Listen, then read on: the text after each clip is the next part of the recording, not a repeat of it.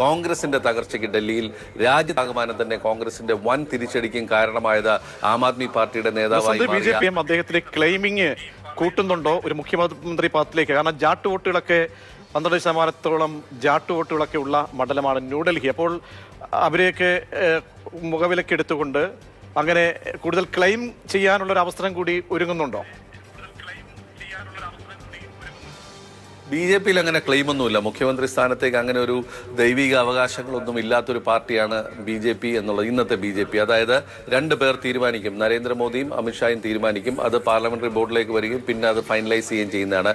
ഒരുപക്ഷെ നമ്മൾ അടുത്തിടെ ഉള്ള എല്ലാ തെരഞ്ഞെടുപ്പുകളിലും ബി.ജെ.പി ജയിച്ച സംസ്ഥാനങ്ങളിൽ മുഖ്യമന്ത്രിമാരെ തീരുമാനിച്ചിട്ടുള്ളതൊക്കെ തന്നെ ഒരു നേരത്തെ പത്രങ്ങളിൽ വരുന്ന മാധ്യമങ്ങളിലുള്ള ചർച്ചയിൽ ഒന്നുമില്ലാത്ത പേരുകളാണ് ഒടുവിൽ വരുന്നത്. മധ്യപ്രദേശിൽ മോഹൻ യാദവ് വന്നു, ഹരിയാനയിൽ നൈബ് സിംഗ് വന്നു.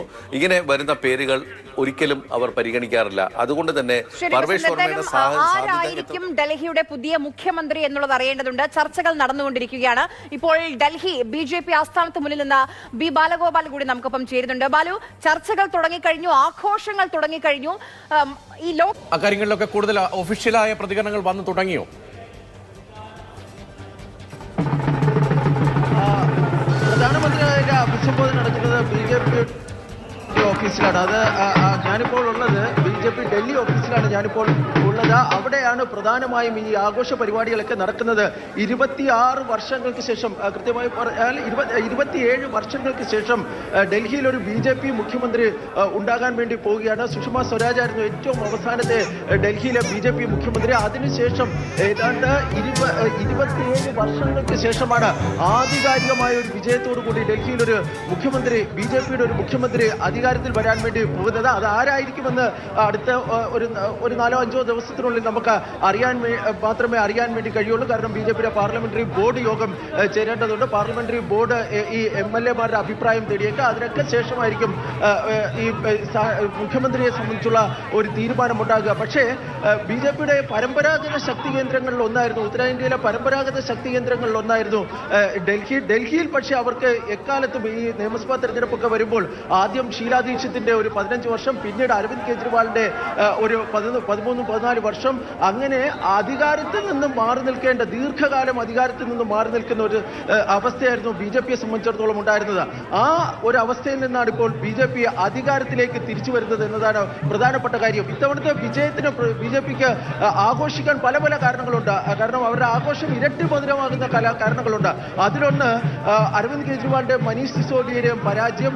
അതിലേറെ സംസ്ഥാന ഡൽഹി നിയമസഭാ തെരഞ്ഞെടുപ്പിന്റെ ചരിത്രത്തിലെ ഏറ്റവും അധികം നിയമസഭാ തെരഞ്ഞെടുപ്പുകൾ വെച്ച് നോക്കുമ്പോൾ ഏറ്റവും അധികം വോട്ട് ഷെയർ ലഭിച്ച ഒരു തെരഞ്ഞെടുപ്പ് എന്ന പ്രത്യേകത കൂടിയുണ്ട്. കാരണം കഴിഞ്ഞ 3-4 തെരഞ്ഞെടുപ്പുകളിലായി അവരുടെ വോട്ട് ഷെയർ ഒരിക്കലും 40% അപ്പുറത്തിലേക്ക് കടന്നിരുന്നില്ല.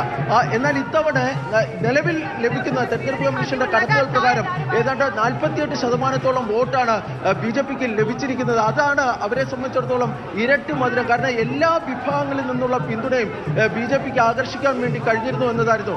കഴിഞ്ഞ ദിവസങ്ങളിലൊക്കെ തെരഞ്ഞെടുപ്പിന്റെ ഒരു ഘട്ടങ്ങളിലൊക്കെ പറഞ്ഞിരുന്നത് ഈ അർബൻ ഡൽഹിയിലെ അർബനൈസ്ഡ് ആയിട്ടുള്ള പ്രദേശങ്ങളിൽ ബി.ജെ.പിക്ക് ഒരു മുൻതൂക്കം ലഭിക്കും. പക്ഷേ ഈ ഡൽഹിയിലെ പ്രാന്ത പ്രദേശങ്ങളിൽ ആ മുൻതൂക്കം അവർക്ക് ലഭിക്കാൻ സാധ്യത കുറവായിരുന്നു എന്നായിരുന്നു. പക്ഷേ ഈ ഫലം വരുമ്പോൾ ഈ റൂറൽ ഏരിയയിലും വളരെ വലിയൊരു മുൻതൂക്കം ബി.ജെ.പിക്ക് ലഭിച്ചു എന്നതായിരുന്നു. ഇന്ന് രാവിലെ ഈ ചർച്ചയൊക്കെ തുടങ്ങുമ്പോൾ പി ബസന്ത് പറയുന്നുണ്ടായിരുന്നു ഏതാണ്ട് 12ഓളം മണ്ഡലങ്ങളിൽ ഈ മറ്റു പിന്നോക്ക വിഭാഗക്കാർക്ക് വളരെ ശക്തമായ മണ്ഡലം, ആ മണ്ഡലങ്ങൾ ആം ആദ്മി പാർട്ടിയെ സംബന്ധിച്ചിടത്തോളം അവരുടെ ഫിക്സഡ് ഡെപ്പോസിറ്റ് എന്നായിരുന്നു കരുതിയിരുന്നത്. പക്ഷെ ആ 12 മണ്ഡലങ്ങളിൽ ഏതാണ്ട് 7ഓളം മണ്ഡലങ്ങളിൽ നിലവിലെ ഈ ട്രെൻഡുകൾ പ്രകാരം ബി.ജെ.പിക്ക് വ്യക്തമായ ഒരു മുൻതൂക്കമുണ്ട്. അതായത് എല്ലാ മേഖലയിൽ നിന്നുള്ള പിന്തുണയും ആർജിക്കുവാൻ വേണ്ടി ബി.ജെ.പിക്ക് കഴിഞ്ഞു എന്നതാണ് ഈ തെരഞ്ഞെടുപ്പിലെ മറ്റൊരു സുപ്രധാനമായ കാര്യം. അല്പസമയത്തിനുള്ളിൽ തന്നെ പർവേഷ് വർമ്മ ഉൾപ്പെടെയുള്ള പ്രധാനപ്പെട്ട നേതാക്കളൊക്കെ തന്നെ ഈ ബി.ജെ.പിയുടെ സംസ്ഥാന കമ്മിറ്റി ഓഫീസിലെത്തും. നമുക്കിപ്പോൾ അകത്തോട്ട് തന്നെ കയറുവാൻ വലിയ ബുദ്ധിമുട്ടാണ്. കാരണം അവിടെ ഈ വിവിധതരം പൊടി ഒക്കെ ഇങ്ങനെ വിതറുന്നു. അതുപോലെ തന്നെ വലിയ തിരക്കാണ്. നമുക്ക് ഒരു കഴിഞ്ഞ അരമണിക്കൂറായി വലിയ ഒരു തിരക്കാണ് ഇപ്പോൾ ഈ ഓഫീസിനുള്ളിൽ നമുക്ക് കാണാൻ വേണ്ടി കഴിയുന്നത്. ടി.പി. രവീന്ദ്രൻ മാസ്റ്റർ, ഡൽഹിയും പിടിച്ചു, ഇനിയിപ്പോൾ എന്താണ് ബാക്കി?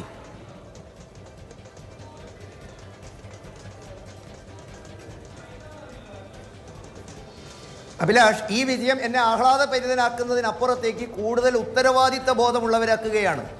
ഈ രാജ്യത്തെ മുഴുവൻ ജനങ്ങളും അർപ്പിതമായ നമ്മളിൽ അർപ്പിക്കുന്ന വലിയ വിശ്വാസത്തെ തിരിച്ചവർക്ക് നൽകുക എന്നുള്ള വലിയൊരു രാഷ്ട്രീയ ബോധമാണ്, ഉത്തരവാദിത്തമാണ് കൈവന്നിരിക്കുന്നത്. സ്വാഭാവികമായിട്ടും ആത്മവിശ്വാസവും ആഹ്ലാദവും നമുക്കുണ്ടാവുന്നത് ഒരു കൊടിയ ചതിക്കുള്ള പ്രതികാരം കൂടി കോൺഗ്രസിന് നൽകാൻ സാധിച്ചു എന്നുള്ളതാണ്. അഴിമതിക്കാർക്കും രാജ്യവിരുദ്ധ പ്രവർത്തനങ്ങൾ നടക്കുന്നവർക്കും ഈ രാജ്യത്തെ ജനങ്ങളെ കൊള്ളയടിക്കുന്നവർക്കും ജനങ്ങൾ തിരിച്ചറിവ് നൽകിക്കൊണ്ട് പാഠം പഠിപ്പിക്കാൻ തയ്യാറാവുന്നു എന്നുള്ളത് മാത്രമല്ല, ഭാരതത്തിലെ പ്രതിപക്ഷത്തിൻ്റെ ശക്തി ക്ഷയിക്കുന്നു എന്നുള്ളത് മാത്രമല്ല, ഒരേ മുന്നണിയിൽപ്പെട്ട രണ്ടു കൂട്ടർ അവിശുദ്ധമായി യോജിക്കുന്നതിന് താൽക്കാലികമായി മാത്രമേ മുന്നോട്ട് പോകാൻ സാധിക്കുകയുള്ളൂ. സത്യത്തിന് ആത്യന്തികമായ വിജയമാണ് ഉണ്ടാവുക, അസത്യത്തിന്റെ വിജയം താൽക്കാലികമായിരിക്കുമെന്ന ഓർമ്മപ്പെടുത്തലാണ് ഈ തെരഞ്ഞെടുപ്പിലുള്ളത്. നോക്കൂ, 2013 28 സീറ്റുകൾ നേടിയ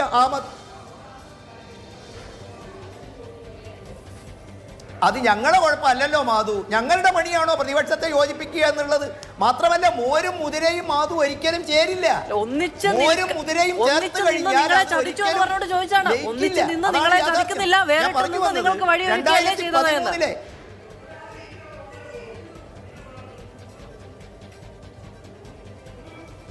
കേട്ടില്ല മാധു.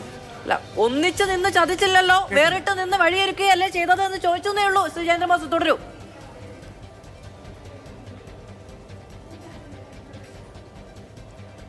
അല്ല, ഇതൊന്നും ഞങ്ങളെ പണിയല്ലല്ലോ. പ്രതിപക്ഷത്തെ യോജിപ്പിക്കുക എന്നുള്ളത് BJPയുടെ ജോലിയല്ലല്ലോ. അത് യോജിപ്പിക്കേണ്ടത് യോജിപ്പിച്ച പണിയാണല്ലോ. അതേതായാലും നടന്നില്ലെന്ന് മാത്രമല്ല, അതിദയനീയമായി ഇവർ ഈ കാലഘട്ടത്തിലെ മുന്നണി പരകളായി നിന്നവർ കാലത്തിന്റെ ചുമരെഴുത്തുകൾ കാണാതെ ജനം ചവറ്റുകൊട്ടയിൽ എറിഞ്ഞു എന്ന ആഹ്ലാദം നമുക്കുണ്ട്. നോക്കൂ, ഫ്രീബി കൊണ്ടും അഴിമതി കൊണ്ടും കാപട്യം കൊണ്ടും കുറിച്ച് BJP പറയരുത്. 2100 രൂപയാണ് ആപ്പ് വാഗ്ദാനം ചെയ്തതെങ്കിൽ 2500 രൂപയാണ് നിങ്ങൾ വാഗ്ദാനം ചെയ്തത്. ഫ്രീബി എന്ന് പറയുന്നത് BJP നിങ്ങളുടെ നയപരിപാടിയായി സ്വീകരിച്ചിട്ടുണ്ട്. മഹാരാഷ്ട്രയിൽ 3 മാസം Ladli Behen scheme role out ചെയ്യാൻ വേണ്ടി തെരഞ്ഞെടുപ്പ് പോലും വൈകിപ്പിച്ചു എന്നാണ് ആരോപണം. എന്തായാലും 1 ലക്ഷം കോടി രൂപ സ്പെൻഡ് ചെയ്തു. 3 മാസം കൊണ്ട് ജനങ്ങൾക്ക് കയ്യിൽ പൈസ എത്തിക്കുന്നു, പ്രത്യേകിച്ച് സ്ത്രീകൾക്ക് ജയിക്കുന്നു. മധ്യപ്രദേശിൽ ശിവരാജ് സിംഗ് ചൗഹാൻ ചെയ്തത് ഇതാണ്. ഫ്രീബി വേറെ ആരോ ചെയ്യുന്നതല്ല, ഏറ്റവും കൂടുതൽ ചെയ്യുന്നത് ഇപ്പോൾ നിങ്ങളാണ്.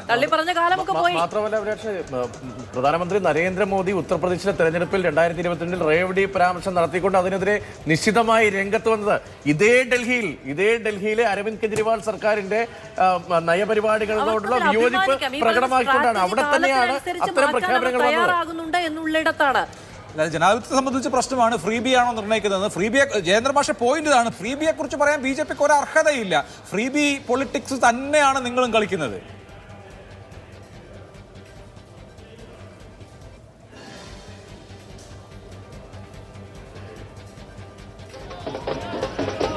അദ്ദേഹത്തിന്റെ കണക്ടിവിറ്റി കട്ടായോ എന്ന് സംശയം.